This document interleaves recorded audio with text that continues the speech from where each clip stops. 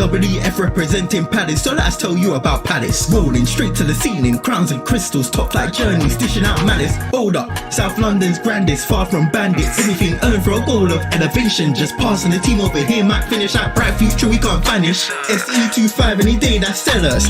Rev up the engines, no more reverse reactions. Fan cams, bands on stream. Share up the team, support the dream team. When eagles fly, make noise and scheme. Dare to dream or dream to dare. Taking a step to become supreme.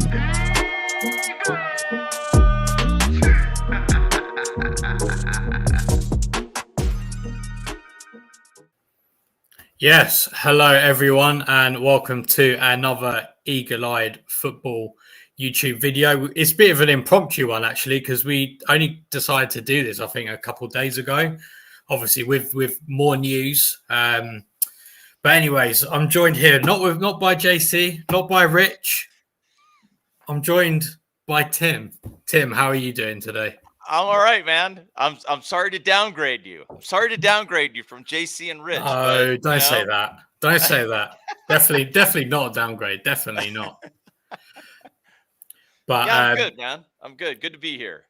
Yeah. All right. Lovely. Good. What time is it over there right now? Actually, it is 10:33 in the snowy Rocky Mountains. Snowy, nice. Of the U.S. Yeah, I'm gonna be getting the big boots on to get out on my errand a little bit later today. I mean, this is how it is, the snowy Rocky Mountains. Nice. It hasn't snowed here. It's just rained a lot, but then that's just normal. That's all time of year. Yeah.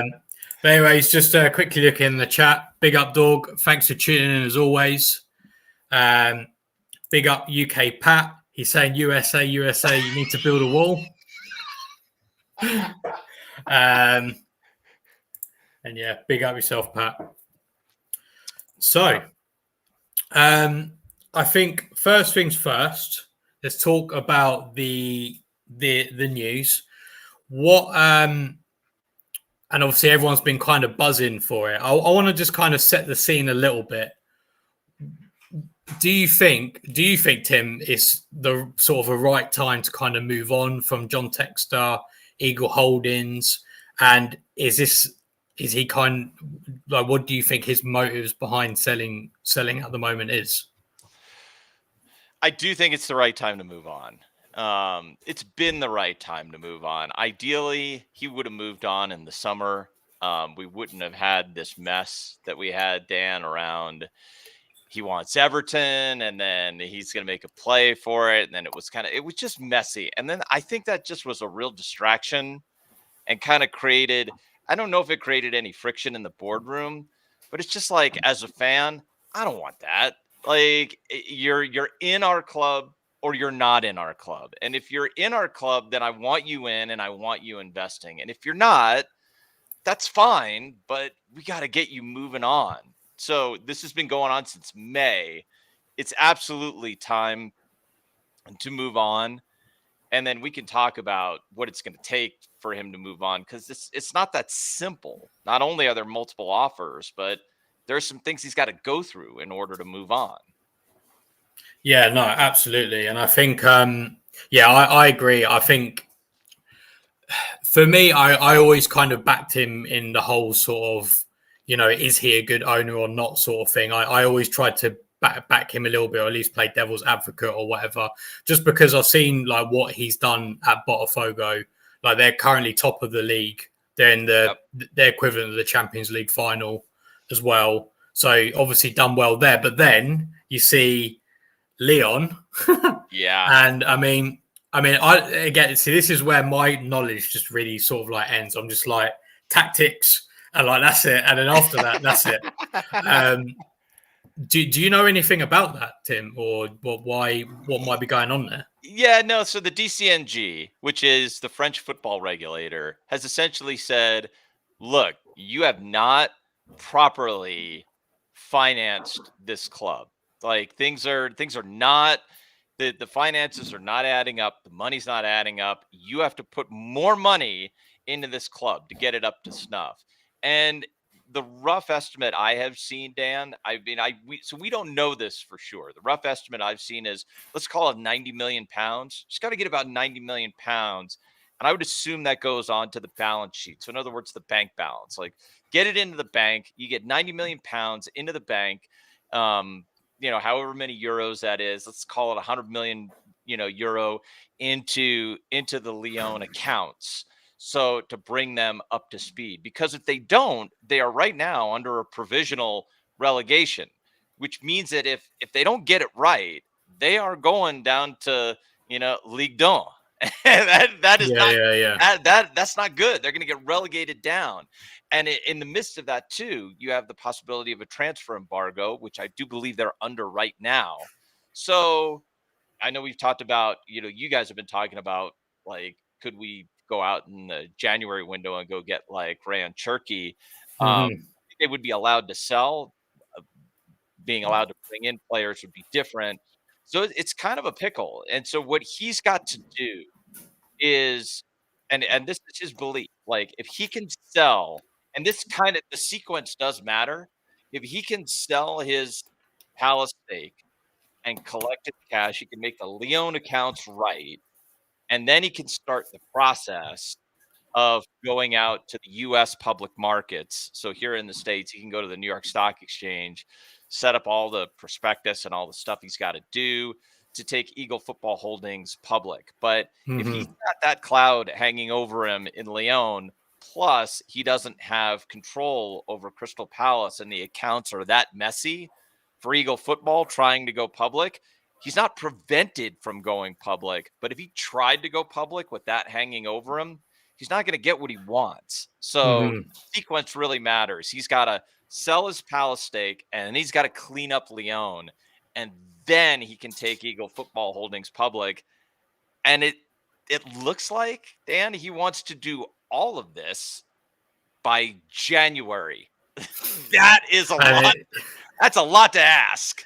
Yeah, especially since it's very, very nearly December. Right. So, right. as I said, like I'm not really like, this is kind of where, I mean, I listen to Price of Football, and like that's about where my knowledge about this kind of ends. So when you say like taking public, does that mean like, just say for example he owns 100% of Lyon, let's say? Yeah. Would he then go on a stock exchange and then sell X amount of stocks for, I don't know, public stocks, let's say 20% of them, and then he'll get all the money from whatever he sells, and then he would end up owning 80%? Is that how it works? This is how I would guess he would do it. We don't know this for sure. I don't think he's going to take his individual club stakes public in the United States. Instead, he's going to take Eagle. So if you think about it, it's kind of stacked. So Eagle Football is up here. It's a holding company, what we call a holding company. And then it holds a number of assets. And like, so one asset is Lyon, Olympique Lyonnais, Botafogo, RWD Molenbeek, and then a stake in Crystal Palace, right? So you've got the holding company. What he wants to take public is the holding company. And so the profit that, you are essentially, you're getting a claim on the profits of the holding company, and the profits that holding company gets are a function of how the assets underneath, Lyon, Botafogo, Molenbeek, and all those perform for him as an owner of those clubs. So you're investing in Eagle Football. You're not really directly investing in Lyon. So right, I understand. Yeah. So it's the good thing about that is it means that he's not necessarily ceding control to an external investor. The bad thing is there a difference between that and like what you have right now with Steve Parrish and his golden share? You can invest in Eagle Football Holdings, but you're not going to get a say in anything of what happens at Lyon. It's not that much different. Okay, all right, that's interesting. So I don't really like understand like all of that and all like the motivation sort of like behind it, and that what kind of trouble I guess they are in or whatever. But yeah, I think I did see a funny comment from Pat actually. What is the point of Eagle Football if the Eagle in the system is gone? So the funny thing is as well, actually, before he was going to buy Lyon, he was actually going to buy Benfica, but they were going through. That was the genesis of the Eagle. Yeah, that's where the whole Eagle thing came from. You got Palace, then you got Benfica, who ironically that's who we got the Eagle from originally, when Malcolm Allison was the manager. Sorry, yeah, Big Mal was the manager, and because I think they were going through like a court case or something. But yeah, but anyways, enough about John Textor. I'm sure we all agree that we would like to move on with him. Yeah. So, Tim, what is your kind of surface thoughts on who these people are? Hasn't been much information. Obviously, I think one. Well, I'll let you. I'll put the company's house on here and can talk us through. Well, this is Sportsbank, and so this is another organizing company that's being put together in order to. Oh, there's JC. Hey, Hello, JC. I've literally just got home from work. Nice. All right. Well, let's talk some Sportsbank here and see because I'm curious how you guys feel about this. So maybe scroll down. Let me scroll down a little bit here to show what we can see here. Dan, can you see like what I'm showing the officers here? So these are the only two people, according to Company's House, that are connected to this offer, this entity, which was created. You can see right here. Hopefully I can highlight this here. Yeah, you can see that. Okay. So August 30th, 2024. So this is an organization that was created expressly for the purpose and no other purpose of pulling together some assets to make an offer for a football club. In this case, our football club, Crystal Palace Football Club. So that's Nashir Jaffer and Zechariah Janjuadeen, who apparently are local business people who are fronting this to give it.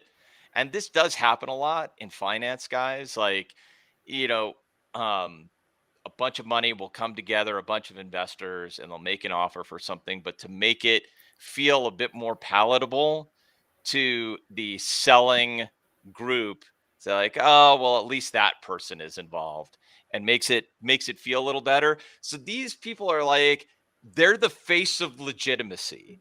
We don't know anything about the real money underneath this. I would fully expect that both of these two are kind of like let's go back to CPFC 2010. You had four people, right? You had Steve Parrish, Steve Browett, Martin Long, Jeremy Hosking. So these two, I think, would be the silent partners. So it's the Jeremy Hosking and Martin Long of this deal. That would be how I would characterize this. But apparently, Sportsbank, there's two things that are interesting here. If these two are Palace fans, I find that compelling. I also find it compelling that they're willing to meet Textor's offer, £230 million, which values Palace at £511 million overall, which is a decent valuation for the club. Mm-hmm. And I also find it interesting that Sportsbank has apparently said, hey, we're ready to invest. That, I mean, if that's true, okay, you've got my attention.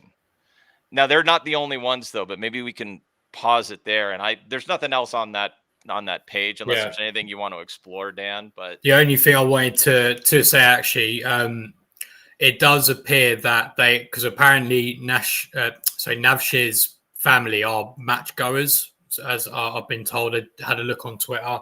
That seemed to be something that was said. And Zechariah Dean, he also has a Twitter account, and last year he was posting stuff about Crystal Palace. So, I mean, I imagine, unless it's just been going on for that long, I don't know. He does have an interest of Palace outside of this deal. So, yeah, I agree. I mean, I think one of the things that people always erred on the side of caution, in my opinion, with like John Textor, was the fact that he isn't a Palace fan. Because obviously, you had the four 2010, they were all Palace fans. Right. Even before him, you had Simon Jordan, who was a Palace fan. Before him, Alex Goldberg, I'm fairly sure, was a Palace fan. And then, there's a long line at the moment of Palace fans who have been involved in the club at that level. And I think if they are, if it does prove to be that they are genuine Palace fans, and so far it seems like that is the case, I think people would take to them a lot more. Do you know what I mean? So, yep, I agree. Yeah, I mean, it's interesting. Mitch, I don't know if you could bring this up, Dan, but like Mitch nails it here. The problem, well, Mitch was also saying so far just the same talk that every suitor says at this stage. That's exactly right. I mean, Mitch is spot on about this. So, like, it seems okay, but it's not the only offer, and they're saying the right things, and everybody says this stuff at this stage. So we kind of need to know, like, the next thing to find out is where's the money come from? Because this is what the Premier League is going to ask. Like, the number one thing you have to do when you go through the owners and directors test is like, okay, show us where the money is going to come from. That's what you have to do. This is why 777 partners failed at the Everton bid, because they could not show that they actually had the money. They just weren't doing it. They were dragging their feet. They were giving money to Everton, and that created a giant mess, but they couldn't prove that they had the money to complete that buyout. So that'll be the next thing that I'm real curious to see. And so then how, like, is this kind of like, to briefly just bring this back on, is this kind of, I guess, vehicle to buy a club, is that normal to like have, say, like these two guys in the front and then you got a load of people in behind? Yeah, it is. And you'll have an entity and a bunch of filings and then a bunch of other people involved, and you'll get to know more as you show more filings inside Companies House. But yeah, this happens all the time. You'll have a purpose built entity that is just created out of whole cloth for the purpose of buying a football club. This happens constantly. And by the way, it's happened at CPFC too. Like in this, every time there has been a new investor come in, you probably have noticed this. If you've looked in Companies House, you've seen a new CPFC vehicle. It's like we had CPFC 2010, and we had another one, and there's probably been like 4 since 2013 of these. So it happens all the time. The thing I haven't seen is the other two. Is it two?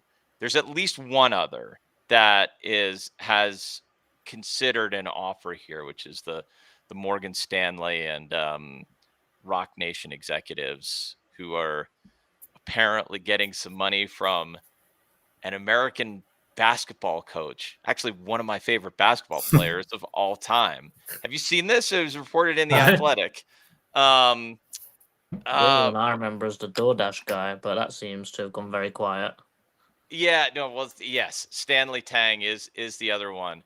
No, it's Jason Kidd, and Jason Kidd is he's one of the best point guards I've ever seen in basketball. He played undergraduate, played at a University of California in Berkeley, or Cal, and he was extraordinary. He's now the head coach of the Dallas Mavericks in the NBA, but apparently he's committing some money into this Morgan Stanley group. Stanley Tang is another, but we haven't seen any filings on any of these other ones. But apparently, the investment bank that is handling all this, which is a U.S. investment bank called Rain in New York, they do a lot of these football mergers and acquisitions. They're handling Textor shares and any serious bids. So we don't know, but Sportsbank looks like the one that's furthest along, because they've actually filed something with Companies House, and they have talked, according to the reports I've seen, with both Parrish and with Textor. And We don't know what the talks have been with the others. Like, we don't know if Stanley Tang has had any talks um, with Parrish yet. So remains to be seen. And of course, I guess we have to talk about this too. I'll sort of tee it up with this. We don't know if Parrish, Blitzer, and Harris are interested in taking Texter shares at a price. Like, I think they would if he was willing to sell at a discount from that 230 million, but I can't see Texter doing that. Do you think it's also a little bit concerning looking at Sportsbank that they only founded themselves in August, or is that a very common thing? Because we saw what happened with Net88, our sponsor. Everyone just picked it apart and said, Yeah. well, it was made yesterday, so it can't Right. be a legitimate company. Could the same thing happen here again? Or It do you think the could. fit and proper test would catch that out? No, it could. So two things can be true. It does happen all the time, but it could, like, once the money has to be accounted for inside of Sportsbank, the fit and proper test could, end up finding some pretty serious things that, we'd take notice of and we'd have an issue with. But in the case of Net88, what's different about that, JC, is like they were. I'm going to get this wrong. I'm getting it as close as I can.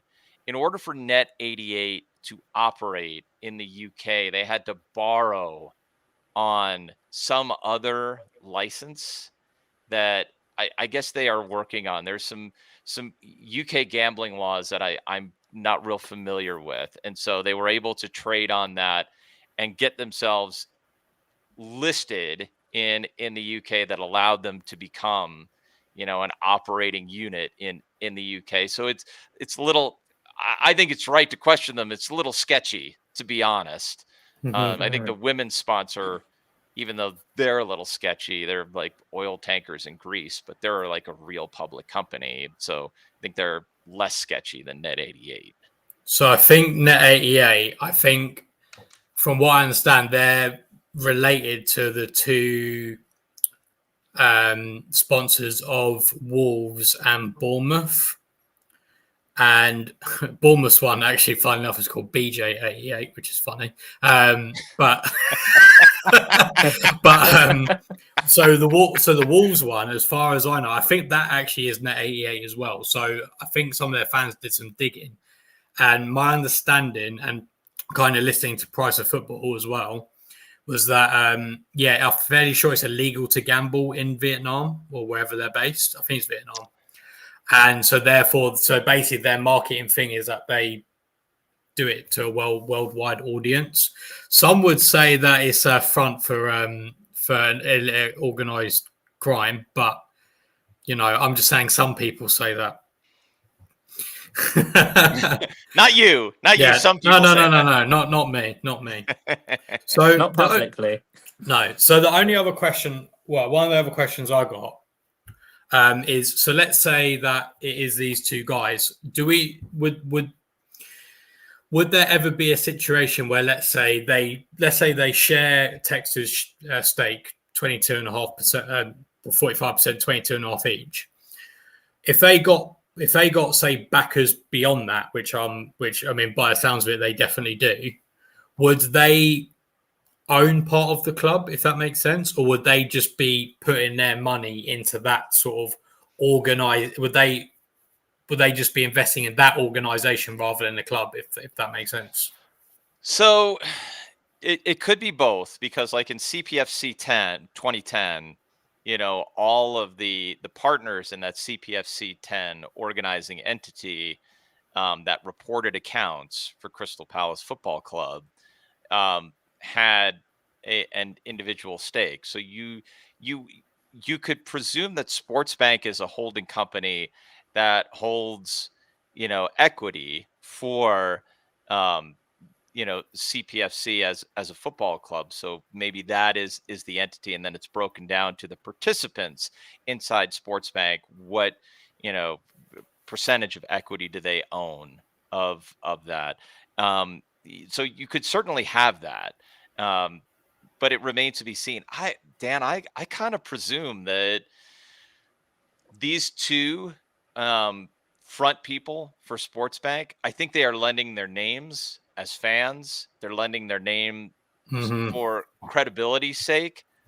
But if this is American money, and I would imagine you have American private equity money, so private equity funds, and family money from Abu Dhabi, I would expect those entities to carry the majority of the equity. I mean, I would expect them to be the big buyers here and investor. And if Sportsbank were to find its way to become a majority investor in Palace, I would expect those two to vie for the remaining equity, like to buy out whoever else is willing to sell some more.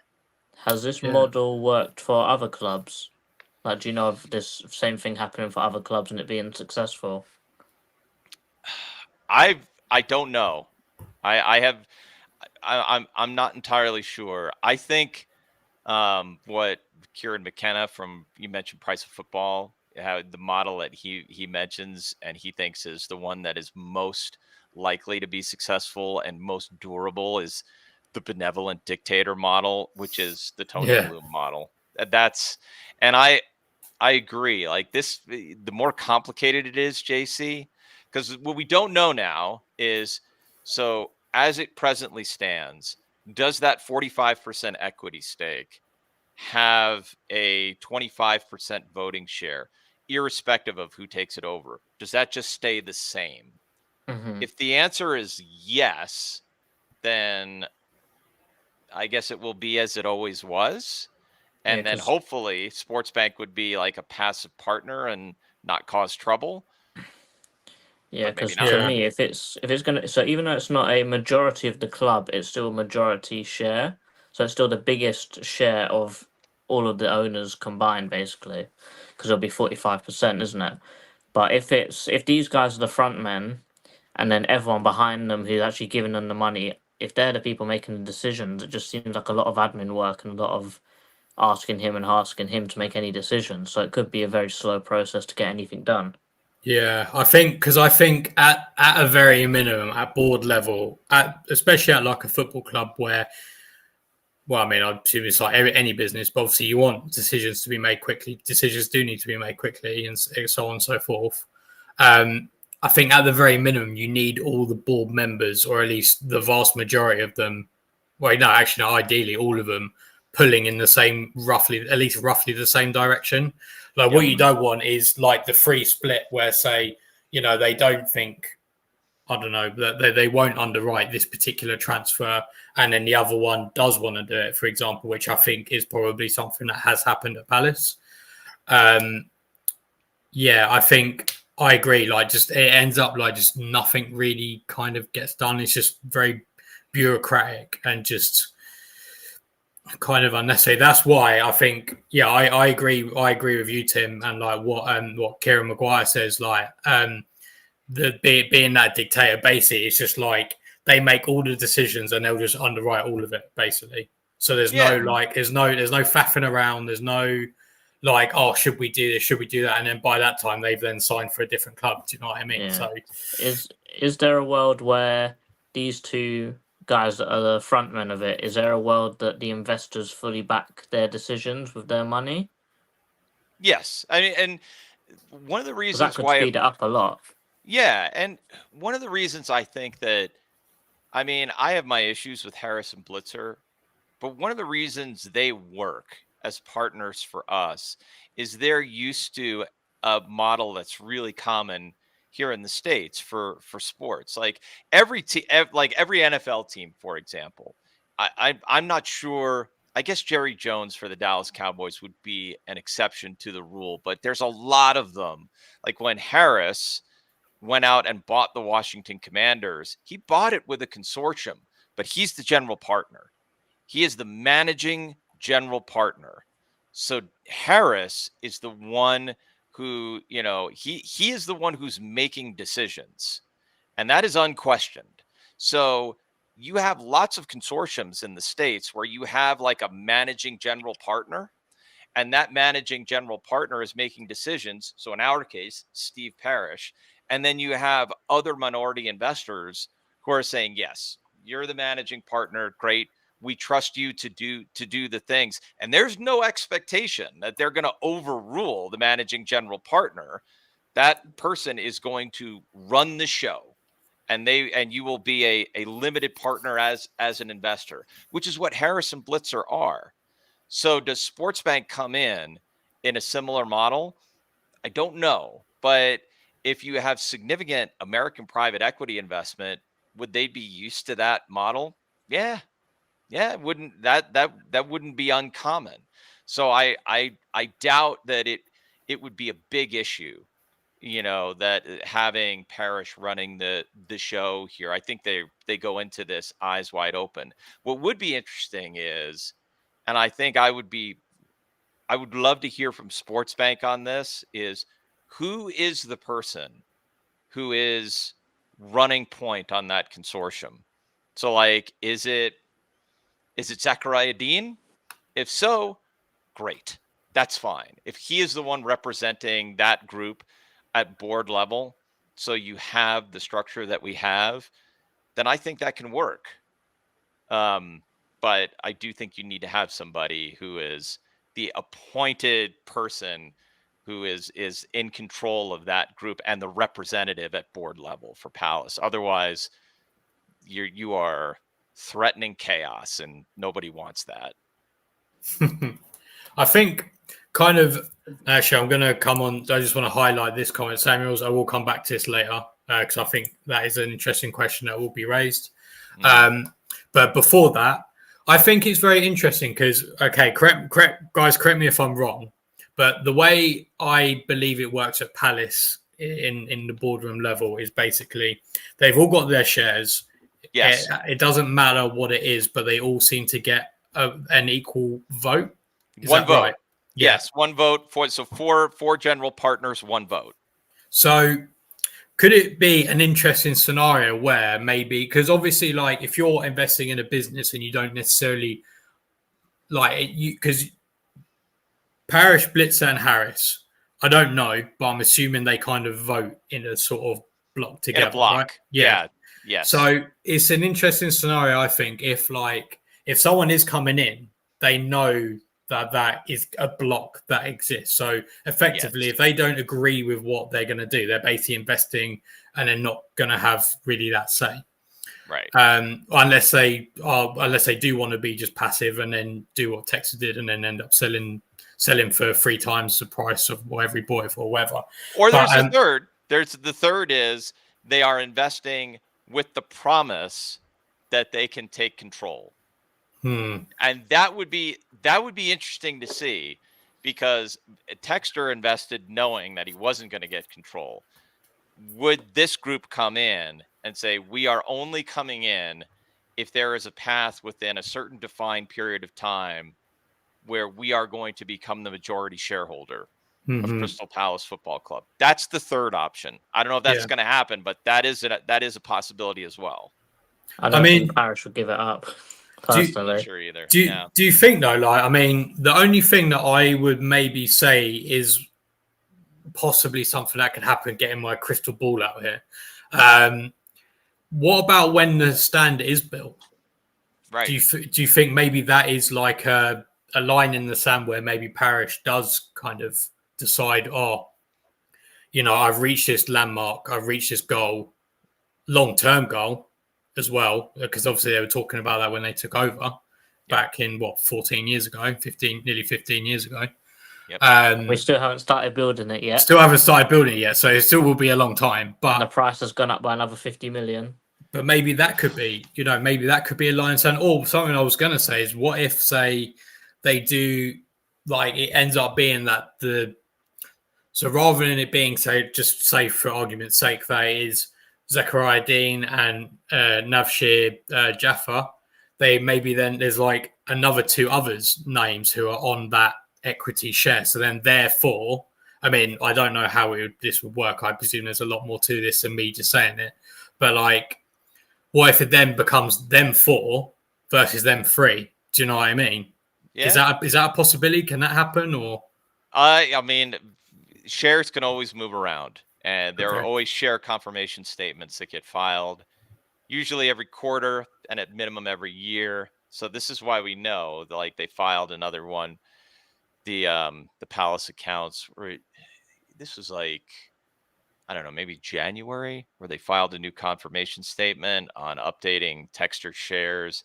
And you could see when you looked at it, you could see that, like, Martin Long doesn't own shares anymore, but Jeremy Hosking and Steve Browett, they still own common shares. They have no say whatsoever. They are not, voting members, but they still, they're Palace fans and they still own Mhm. some. This is why you see sometimes, like, I think it was at when Glasner got appointed, like, Browett was in the stands with that group, like Dougie Friedman. There was a bunch of them, and he was in there. I think he was in there Mhm. with his son or something.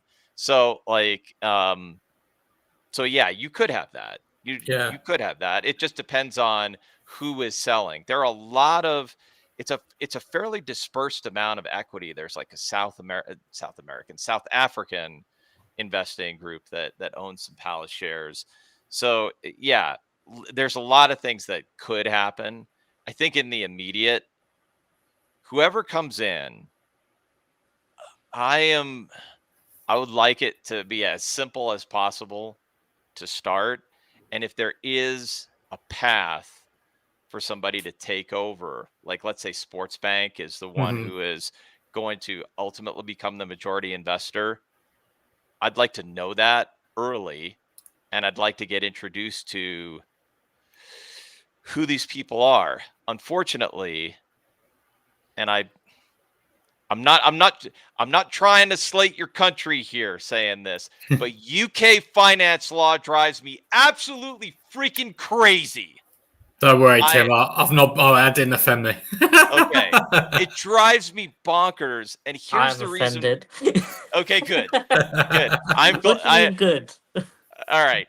Sorry. No, here's the reason why, JC. It is in the US, we have accounting standards where you have to file the way you file your accounts, they have to be consistent.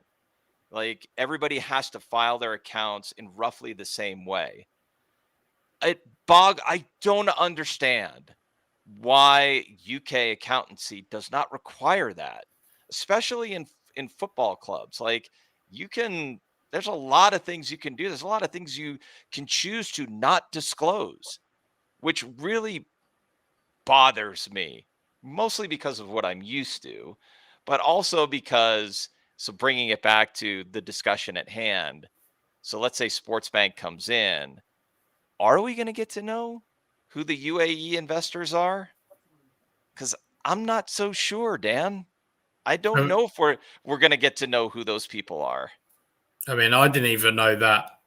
Who'd you say? Hoskin and Browett still own shares, and a South African company as well. I didn't know that at all. Didn't even heard that.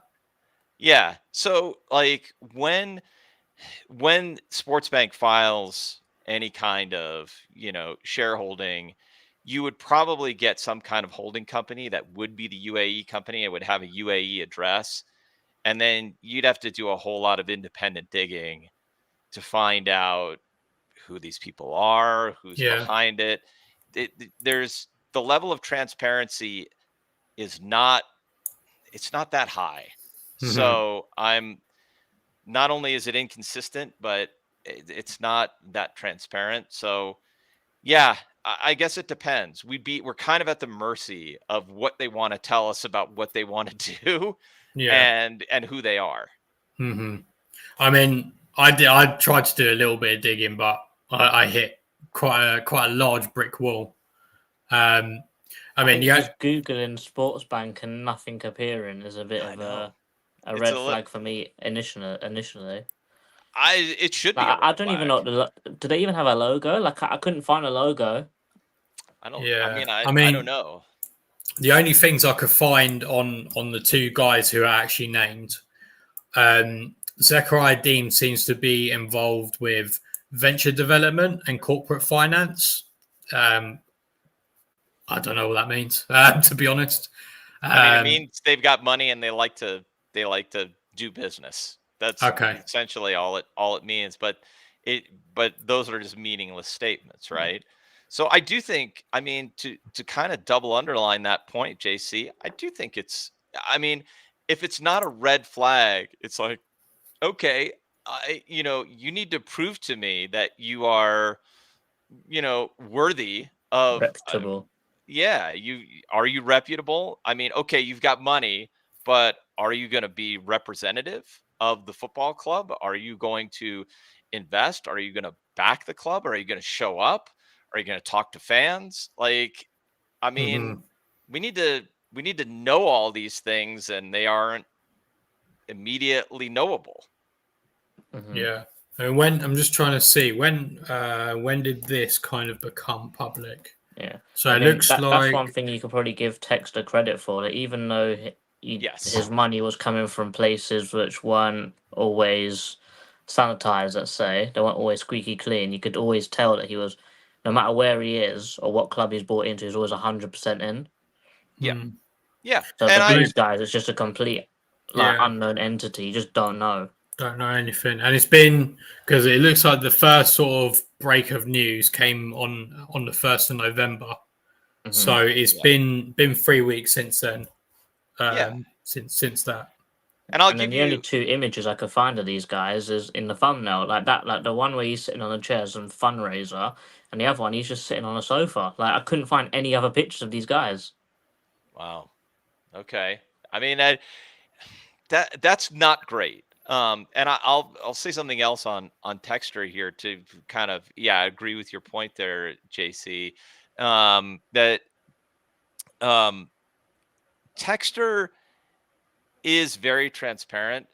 Texter's also a little bit rash, and I need to give him a lot of credit. So here's the story of how Texter made as much money as he did. He was really doing work I think in Hollywood, really. His company is called Sportsbank for like image manipulation, virtual reality, augmented reality. But he made a bid to become a big investor in a sports channel here in the US, which you guys have probably heard of, called Fubo TV. It shows a ton of football, around the world. They have rights to a bunch of football, including lower league football, big channel. It's not all that profitable a company anymore. It's been struggling as a public company, but it is a public company. And Texter became CEO for a period of time. But you could either say this is sketchy or just like, you know what, the man is savvy. You could choose how to read this. But at the height of the pandemic, when all stocks in the US were going absolutely ballistic because people who couldn't gamble on sports were putting money into the US stock market and everything was going to the moon. And Fubo was going to the moon for reasons that just didn't make any sense whatsoever. And at that time, John Texter said, you know what? This is a gold mine. I'm out. And he sold it and made a huge amount of money. And so his timing was absolutely impeccable. So the reason he was able to do what he was able to do with Palace is because he just made an absolute mint on Fubo, getting out when he did. I think he's making a lot of money off of Palace as well if he sells it for the reported price. It's going to be double, isn't he? Yeah, he bought originally. I think his original buy-in, although it wasn't as much as it was, I don't think. Yeah, it was 87 million. Yeah, it was 87 million pounds. They put in an additional 30 million. So if he's in for 117 million and he sells it at 230 million, he's roughly doubled his money in, what is that, 3 years? He came in 2021. Yeah, it's when Patrick Vieira started. So it's not a bad return, is it? No, that's a hell of a return. You know, a double in 3 years. So that's 6x and 10 is 20%. So that's like 21% annualized. That's pretty damn good. Do you think it's just a question? It's just a thought that I've had just now. Do you think maybe any potential owners have seen that doubling in money and probably thought, "Oh, could we take it a step further?" Yeah, I mean, this is so you're speaking to my number one concern, which is I don't want I do have a strong concern. I mean, even though in the business I'm in, I don't have a particular problem with private equity, but because I know private equity so well, I don't want private equity in English football. I'm very nervous about it. I think American private equity in English football could be really problematic Why is that? because of the incentives. Because like what Todd Bowley said when he first came into Chelsea, and he said, "I want to double the revenue, at Chelsea." Like that should be a alarm bells going off in the heads of every Chelsea fan, because there's really only a couple of ways to do that. And one of the biggest ways you do that is you raise ticket prices. You raise season ticket prices, you raise regular general admission ticket prices. And here's the bigger one, which is, as much as I can't wait until I actually am able to get on a plane, come to Selhurst Park. I don't care where I get to. I'll sit in the Arthur Wade. I'll sit in obstructed view. I don't care. I can't wait to go. But what I don't want as a Palace fan is to have seats be catered to like me as a tourist fan. But that's another way that you double money. Like you take seats away from local football fans and you create like luxury suites, or you create premium boxes. And that's for people who are coming in from like continental Europe, or they're coming in from the States, or they're coming in from the Middle East, and they're dropping huge amounts of money. That's a way to raise revenue at football clubs. And look, I'm all for clubs making more money, but not at the expense of the game. Not at the expense of the game. So I think that the incentives for American private equity are a little worrying, JC. They're a little worrying. Mm-hmm. Okay. The only other thing I think should be kind of discussed, it actually kind of leads on to, I guess, maybe motivations of this. But I think Samuel's raises a good point about the ethics of a company being an important factor. Obviously, I know as Crystal Palace, we've maybe had a incident where where a section of fans might have unfurled a very hilarious cartoon in the direction of a fan base who have got collectively about a brain. If that Are we playing them this weekend? Is that a possibility, Dan? Potentially. Yeah. We might be playing them this weekend. I don't know. It's in the same category as Net 88 for me, really. Yeah, I mean, this is totally subjective. Like I know people who don't care where the money comes from; they just want to see Palace get successful. Of course. But then my view is, obviously I want us to be successful, but I don't want that. I guess quite in a similar way, but for different reasons. Like with private equity, I wouldn't want it to be at the expense of, say, like our integrity or something like that. I mean, so where do you? Obviously, I know. Obviously, just because the investors are from Abu Dhabi doesn't mean that they're bad people. But I know people will make those two links together. And to be honest, just as like a wider kind of thing, like where do we kind of sit on this kind of thing? I guess.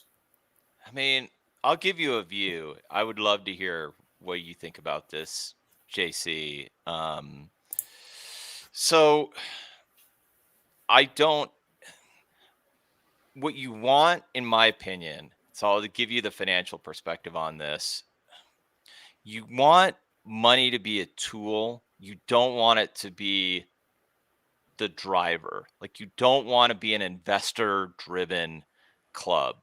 You want to be like, if we admire Brighton and Brentford financially, the things we should admire about them is that they are a self-sustaining club that can inject cash when they want to. Tony Bloom can inject cash when he wants to. Brentford's owners can inject cash when they want to, but they're self-sustaining clubs. And Palace, for the past couple of seasons, has done a very, very good job at getting to self-sustaining. And so if we get that, where we stay self-sustaining and we can call on some funds from time to time, I want that, because money makes you stupid. Money makes you stupid. Exhibit A of that is Chelsea Football Club. They're doing fine now, but boy, did they light a massive amount of cash on fire to get to that point. I mean, they were just shoveling it into a furnace and destroying the club along the way. So I think money makes you stupid. You've got to be sustainable, and then money can be a tool. But I don't know. What do you think, JC?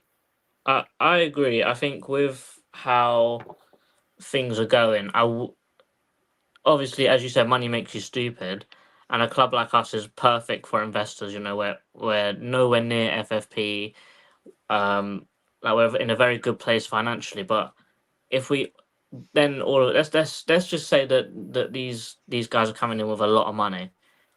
We could be looking at FFP a lot sooner than we really want to be if we just start driving our whole club through investment. And I don't want that to be the case at all. I'd much rather it be a case of our scouting doesn't go stupid either. I'd rather us keep scouting the kind of players we're scouting to buy them low, sell them high. Even if we have more money than we're actually buying these people for, I'd still want to retain that model so we don't ever have to think about FFP. Because granted, being a Palace fan, Tim, is very stressful. I couldn't imagine FFP being on top of that as well. I really couldn't. Because we're already sitting there going, we can't buy players, but the only reason why we can't buy players is because our owners are a bit stingy. Imagine not being able to buy players because you're not allowed to, because of FFP. That would be a whole different kind of stress, and I just don't want that. Yeah. Rich is here saying, Dan's sitting there thinking, why didn't I ask for your thoughts? But I already gave my thoughts. I already gave mine. I asked him first, to be fair. Dan, me and Tim were at the top of the table, big man. I should have moved my... There we go. I'm back now. Nice. It's back to how it was in the beginning. No, this is how it was in the beginning. Day one, day zero. What do you mean? Nice. as in what, 53 minutes ago? That's what I mean. But yeah, I agree the same, really. Just don't want anything to be at the detriment. I think that's a really good way of putting it, Tim. Actually, is you don't want money to be the driver. You just want it to be a tool at the end of the day. Right. And nice to have, but not needed. Yeah, and ultimately, I wouldn't want this club either to be. Well, I mean, I moaned a lot about the Net 88 situation. I've not bought a football kit yet. Kind of partly because of that reason. And yeah, I do.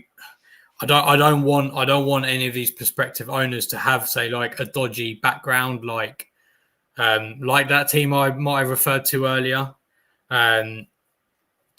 Yeah, because I do think in the long run it would just be at a detriment to ourselves anyway. To be honest, I think even from a business perspective, I don't think it would be a good idea anyway, personally. But yeah, and I like the thing that what happens in the lower leagues a lot, still heartbreakingly, which is why, I mean, I know people have different opinions on this, and I don't have, as a U.S. citizen, I don't have much of a dog in this hunt, but I do like the argument for an independent football regulator for the following reasons. I don't want somebody who is rich but bored, like what happened to Sunderland.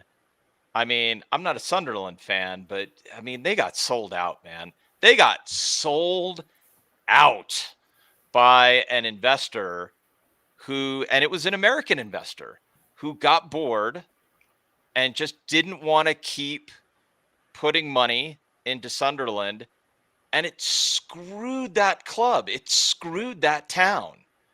And it's like, I don't ever want Palace to be in that position where we are beholden to somebody who's got a lot of money and says, I'm all in. I'm going to do this. Like, yeah, okay, you say you're all in, but then what happens to the rest of us who tune in or go to the ground every week when you decide you're no longer all in? Like, I'm not having that. Yeah. No, absolutely. And I think that's why kind of like the benevolent sort of dictator, as long as they stay benevolent, then it's okay. Yeah. But is there any other talking points that we want to talk about? Because I mean, I've kind of said what I've wanted to say and what I've wanted to ask. No, I think I've done the same. Yeah, I mean, I guess if we could, it's been a miserable season so far. Although, if you haven't seen it yet, go back and watch Jess's goal. I'm getting real excited about Jess. I think he should stay, but at Sheffield United and get a full season of development. But I can't wait for him to be. Yeah, I've been chatting with a Sheffield United fan sort of as the season goes on, and they're very critical of his defensive work, let's say, but very, very, very complimentary of his offensive work. Nice. I mean, that's good to hear. But I think as a club, like just on the financial footing, I think we are on good financial footing. I think we are a well-run club. No, I mean, are there things we could do better? Yes, but generally, we're attractive to investors. We're a pretty well-run club. I hope we get the right investor for Texter shares. And I'm with what you said before. Both of you said before. I'm grateful to Texter for what he did for Palace. That window that he funded, game changing. Yeah, absolutely. He basically got rid of all of our COVID debt, didn't he? Yeah, he sure did. I mean, I'm super grateful for what he did, but he was also, he's a personality. He's a bit reckless, but I'm grateful for what he did. So 100%. I'm glad. I'm glad he moves on, and he moves on with my well wishes. Yeah, I totally agree. And good luck to him in Brazil. Not too much good luck though, because I would like Flamengo to win something. But aren't Fogo top of the table with Fluminense right now? Palmeiras, but so they played a game last night. Them two. Before playing the game, there's only 3 games left. They were tied on points, and I think the goal difference is only 3 different between them. And Botafogo won 3-1 last night, so they're now top of the table, 3 points, 2 games to go, and better goal difference. Wow. So, they're in the Copa Libertadores final as well, which I think, when is that? Which they normally stream that for free on BBC, I think, for 30th on Saturday at 8:00. Wow. UK time. But yeah, in the morning or in the evening? No, in the evening. Okay. But yeah. But anyways, if there's nothing else to add on to that, just want to say thank you all for tuning in. It's a bit earlier than usual. So if you haven't watched all of it, go back to the beginning, watch all of it. So much good discussion and excellent information. So yeah. Big thank you to Tim as well. Thank you very much, Tim. Yeah, thanks for taking your time to come and talk about this. To say, I know about tactics. I have no idea. Yeah, I mean, XG. Yeah, inverted fullback. Yeah, neat. Football finance. No, I don't know anything about that. Hey, man, we're all just getting by. This is. I don't do football finance. I do the regular finance. If I could give one plug just super quickly, I know I never do this, and you guys always ask me, the Motley Fool where I work, So it's MOTLEYFOOL is on YouTube now. And nice. so there are videos. If you want to learn more about investing, I will be on there from time to time. There is I did one that's on there now that you can watch. It's like from 2021. I'm not sure it's going to be all that great. You know what? You could go watch it and make fun of me in the comments if you want. Say, I'll be okay with that too. But yeah, that is, if you're interested for some investing advice, that is So Tim's going to make you rich. That's what's going to happen. Is it Tim? Is it so Motley Fool at MOTLEYFOOL? Yeah, and 420k subscribers. Is that the same one?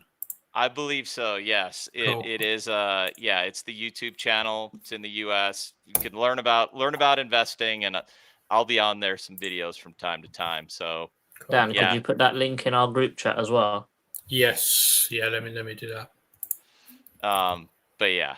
Cool. Anyway, no, it was good. Yeah. Thanks for having me on. I love talking Palace, and I hope we need to get a good owner. We need to come on, let's go. We need to win. We need to win. Yeah. We need positive news, for goodness sake. Man.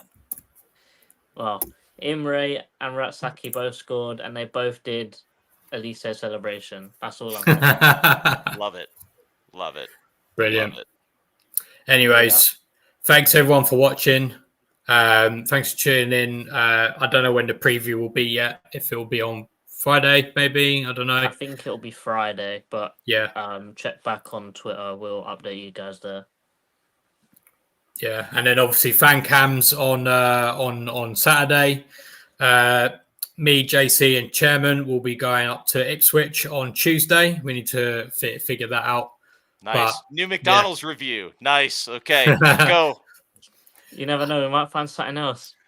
Yeah. Oh no. All right. I'll watch. Tim likes the Mackies. We'll try and find one. There'll be one. Yeah, I'm sure there's one at Liverpool Street, isn't it? I don't know. Probably. I've never actually been there, to be fair. But we'll find one, Tim. Don't worry. Yeah, we'll find one just for you, Tim. There might be one on the train.